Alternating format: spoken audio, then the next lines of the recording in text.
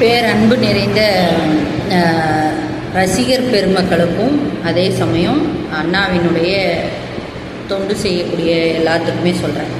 எல்லாத்துக்குமே ஒரு நகைச்சுவை திறன் அல்லது ஒரு விஷயத்தை கேலி பண்ணி சிரிக்கிறதுங்கிற இயல்பு நிலை இருக்கும்.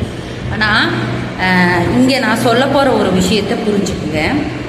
அண்ணாவுக்கு தலைமை பொறுப்பு கொடுக்கணும், அவர் ஆட்சி பண்ணணும்னு மக்கள் நினச்சதும் அதை கொண்டு வந்ததும் அவருக்கு அயராத பல துன்பங்களுக்கு இடையில் இன்றைக்கி அவர் ஒரு போஸ்டிங்கில் உட்கார்ந்துருக்கிறதும் பெரிய விஷயம்.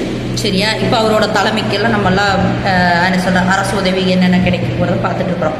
இருந்தாலும் நான் ஒரு விஷயத்த சொல்கிறேன் பாருங்கள். சீமான் சார் இருக்கார் இல்லையா, அவரோட விஷயத்தை ஏன் மக்கள் எடுத்துக்கிட்டு உள்ளே கொண்டு வரல அப்படிங்கிறதுக்கெல்லாம் பெரிய காரணமெல்லாம் என்னால் எப்படி சொல்கிறது, அதுக்கு ஒரு காரணம் முடிச்சு என்னால் பேச முடியாது. ஆனால் ஒரு உண்மையை பேச முடியும். என்னன்னு கேட்டிங்கன்னா, சீமான் சார் சொன்ன ஒவ்வொரு விஷயம், நம்ம ஊரில் கல் இறக்கிறதாகட்டும், அதே சமயம் விவசாயம் சார்ந்து நடக்கிற பிரளயங்களாகட்டும், அதே சமயம் என்ன சொல்ல உற்பத்தி திறனோ அல்லது நாடை நஞ்சாக்கிறதோ அல்லது அதிகப்படியான விஷங்கள் மாதிரி இருக்கக்கூடிய மருந்துகளை அடித்து ஒரு தானியத்தை உருவாக்குறதோ அல்லது பழங்களை உருவாக்குறதோ, கிட்டத்தட்ட A to Z எல்லாமே பேசுகிறாரு.